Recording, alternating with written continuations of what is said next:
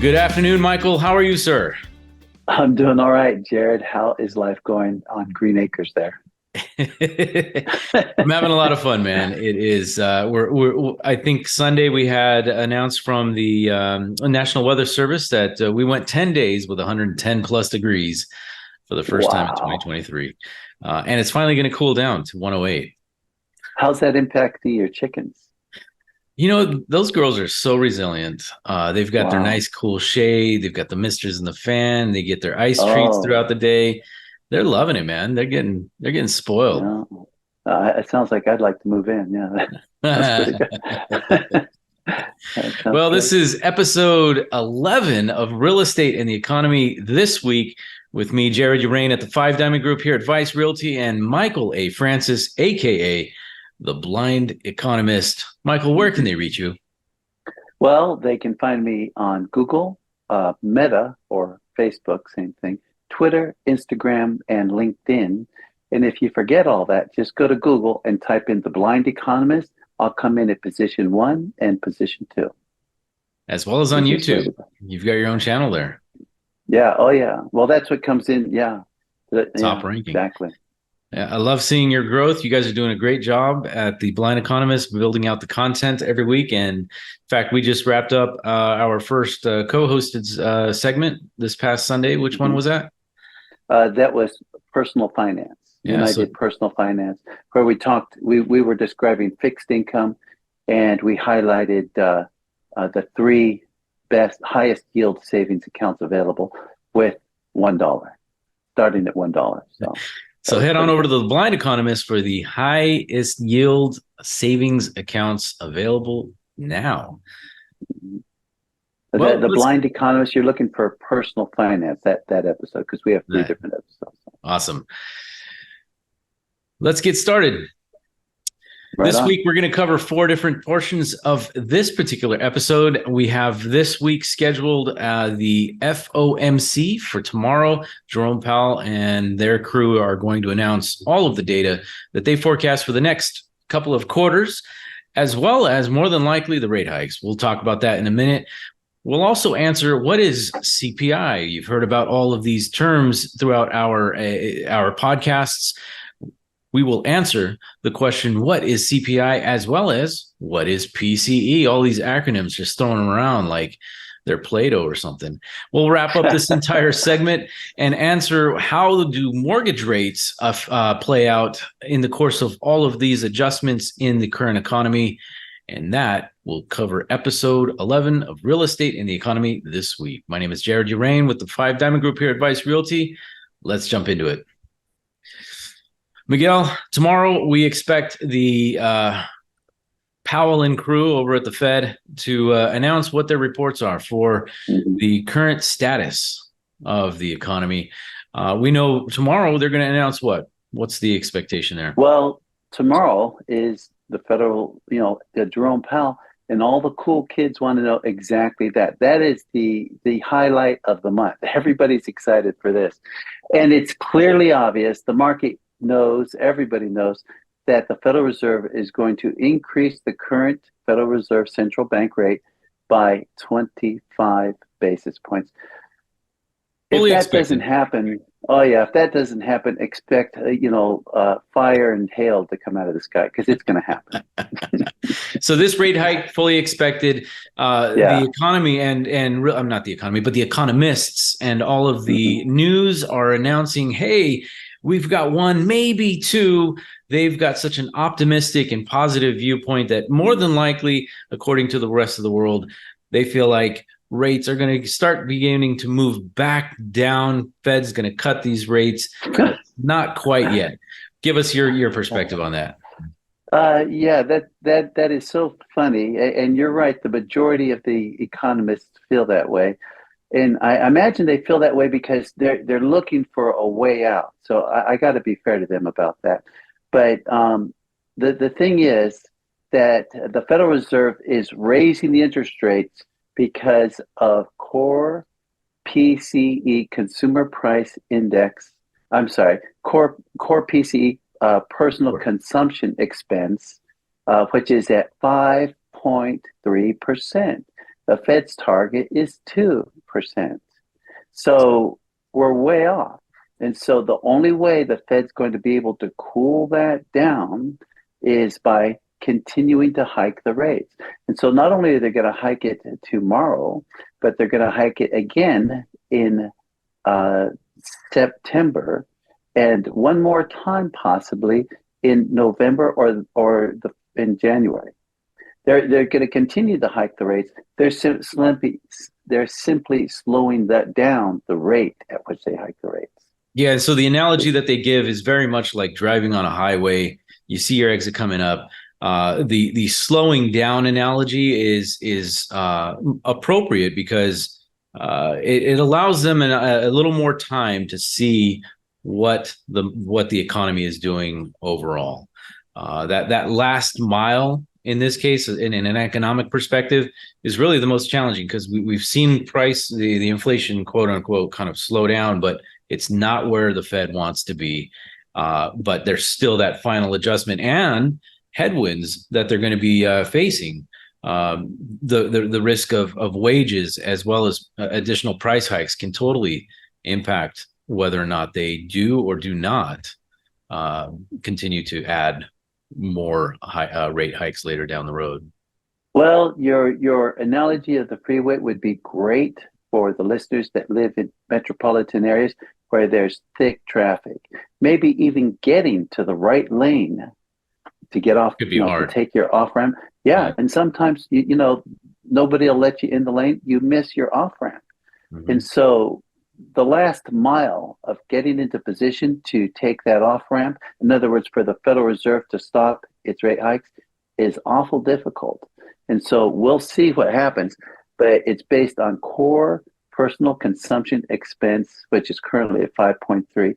In second place, as far as the Fed's concerned, is the core CPI numbers, consumer price index, which is at 4.8. Neither of those are very close to 2. And stay tuned. We will answer exactly what those acronyms mean here shortly. There are two main reasons, Michael, that the current economy is, as they say, so robust in its performance. The first is that the Fed has done a great job in dumping 90 million in bonds over the last few months to really kind of take back money out of the economy. They like you said, they had flooded the market with stimulus years ago, and now they're pulling it back. But it has not been enough to really put force down on inflation. The second component to the strength of the economy is really due to everybody's financial balance sheet, whether it's businesses or even consumers. Everybody's received a bunch of stimulus during the pandemic, and then, as you mentioned, the consumer credit report came out and just showed everyone's health in that. How did that pan out? Well, not yesterday, but a week ago, Monday. Yeah, last week, consumer credit went from 21.5 billion. It was anticipated it was going to drop because people are getting nervous for the recession. You know, they keep hearing about a pending recession, and we've been hearing about it for a year and a half. But anyway, so the market expected them to go from 21.5 billion to 20 billion. It came in as 7.6 billion, incredibly low. So consumers are no longer putting everything on their credit cards, you know. And that's a great shift. Yeah, it is a great shift, but they're still spending like there's no tomorrow. And that's what's fueling the strength of the economy right now. Definitely. That's right. Yeah. So we will be paying attention to Mr. Powell's report on any hints as to what the Fed sees in their data for the rest of this year, and you can count that the Blind Economist will be keeping his eyes on the prize. I'm kidding. I like it. That's an awful dark joke, my brother. Yeah. I kind of like dark jokes, though. You know, everything I see is dark. Well, what do you think? The comment section below lets us know your thoughts, your questions, even your suggestions. I get notified every time your comments are added, so please drop them in there and let us know what you've got to say. Next up, Michael, is what? I'm sorry, go ahead. Please tell me I'm wrong. If you disagree with me, I want to hear it. As we always say, the world's a better place when you're wrong, Michael. It is. It's a better place when I'm wrong. The problem is, more often than not, I'm wrong from time to time, but more, if you've been watching the Five Diamond Group Real Estate and Economy, you know how this goes. All right, my man. Well, let's answer a couple of questions. What is CPI? Let's try that again. And we're doing that. I'm gonna go ahead and I'm gonna read the definition, and then I'll throw it off to you. No, you don't know. You could throw it to me, but I thought we were going to do what is CPI, and then a little music, and then boom. Got it. Okay. And then we'll come back to it. All right. So, Michael, let's go ahead and answer the question. What is CPI? Pause for music. And we're back. The Consumer Price Index, otherwise known as CPI, it's a report that's widely used as an economic indicator. And Michael, you use it quite a bit as a gauge in our conversations. Yeah. How would you define that? Well, it's a gauge. It would be like a gauge on the dashboard of your vehicle. Perhaps some critical gauges on the dashboard would be the temperature gauge of the engine, or the fuel level, right? If you were to look at those two gauges, the one that's more important is the temperature gauge, because the fuel level, it's just telling you how far you got to go to get fuel, so it's not as important as the PCE, personal consumption expense. But what is CPI? That was your question. CPI is the Consumer Price Index, and it has 5 components to it. The very first component is pretty much everything we buy, all the stuff we get. It's an all category. Everything in one basket. That headline CPI? Correct. Thank you. Yeah, the headline CPI. And please don't pay attention to the headline CPI, because that's all it's good for is headlines, because the Federal Reserve does not look at that. The second component is called core CPI. It's the exact same thing as the first one, except it does not include things like fuel and, energy and food. And the reason it doesn't include energy and food is because, as we've mentioned many times on this episode, those numbers are too volatile for the Federal Reserve to make central bank decisions. So they pull them out. So yes. Core Consumer Price Index is without energy and food. That's because those experience short-term price adjustments. We see gas adjust every couple of months, up and down. Food prices have gone up and down. Those are just a little more volatile, and so that just is not included. Right. And then the third one is the major groups, such as housing. That's a big one, right? And transportation. In other words, the cost of an automobile. There's a couple of big ones. Healthcare, technology, and communications. Now, that particular group has a very weighted impact on core CPI, because right now, housing and automobile sales are a big piece of everybody's personal income. It includes a large ratio of your income before taxes each month. So that the second category are the big basket items. And then the third one is special use category. And the fifth is where it's broken down by region. So that's what the Consumer Price Index pretty much represents. All right. So it's often usually adjusted for different variations like the season or various categories. Right. Sometimes it gets a lot of negative feedback because of the quality of things in there does not get factored into these adjustments. But I think that also leads us to the next question of what is PCE? The personal consumption expense. Yeah. So what is PCE? Oh, right. Pause for music. And we're back. Go ahead. So what is PCE? Personal consumption expenditures is basically a reliable measure of inflation using similar to like CPI, but it has a lot more weight, as you said, towards goods and services by consumers, right? Right. And the other problem with consumer price index, CPI, is a lot of those indicators are lagging indicators. They're tracked over a period of time. So by the time they get to the CPI report, it's not a true reflection of the real-time changes in the economy. PCE, personal consumption expense, they have a greater real-time reflection of the economy. And incidentally, core CPI is at 4.8, and core PCE is at 5.3. Neither of these numbers are close to the Fed's target of 2%.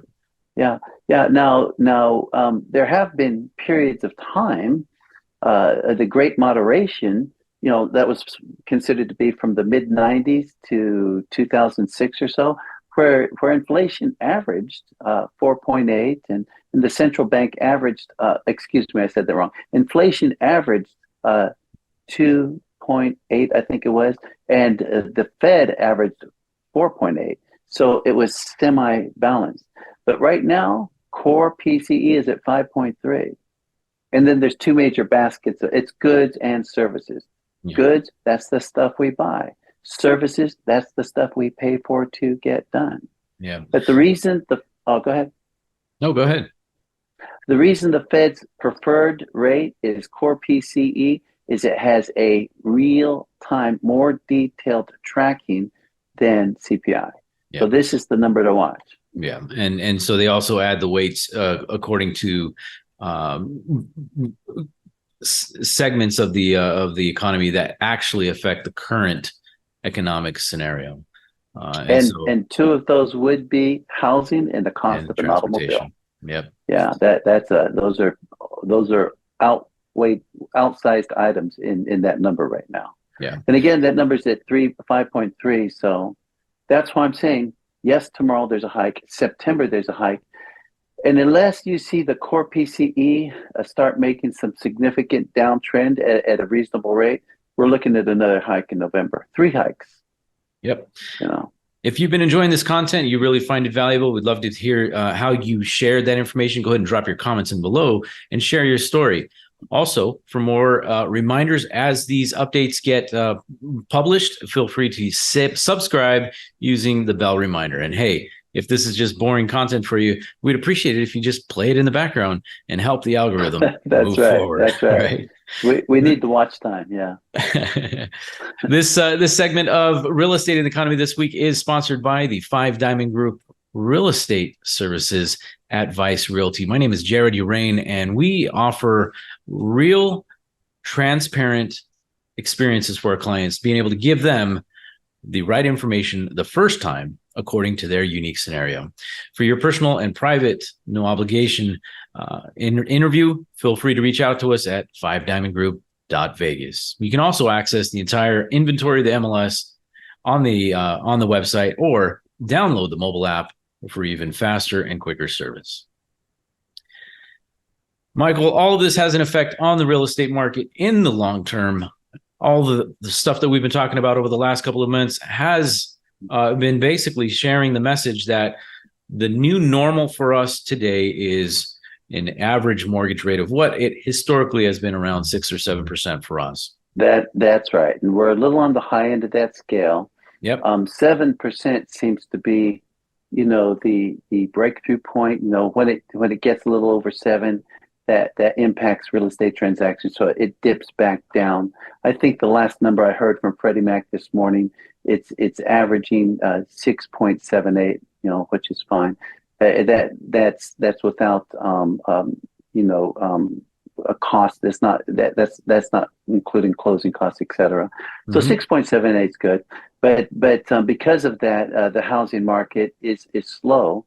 But the additional complication is there's an incredible housing shortage. And last time you told me, I imagine it's still true, there's only a 1.6 month supply of housing in Las Vegas. That's correct. Yes. Yeah. And so our other Move It episode, we talked a little bit further about that as far as the current moment that we're seeing, we will likely see a shift in our inventory as well as the median price point, essentially because we are moving into the cooler part of the year where we will see all of that start getting back to hopefully normal. And so it should not raise prices aggressively like it has been. But what that does mean is as rates do jump up and down, it's not going to be volatile. It should be a calculated movement. So will home prices. We should see them stay steady. And as hopefully everyone's economic balance sheet stays strong, then we should gradually see more improvement in the marketplace over time. But at the moment, this is the current state of conditions for at least the next 18 months that we expect. Right. That's a good number, 18 months. So don't anticipate mortgage rate. I know the whole world and their mother are saying mortgage rates are going to come down at the end of this year. Right. Yeah. That's not happening. Not going to happen. Yeah. If I'm wrong, then that's fantastic. It's a better place. We'll celebrate. The world's a better place when I'm wrong. Yeah. And you'll also hear headlines about the rates getting down to 5% sometime in the next 12 months.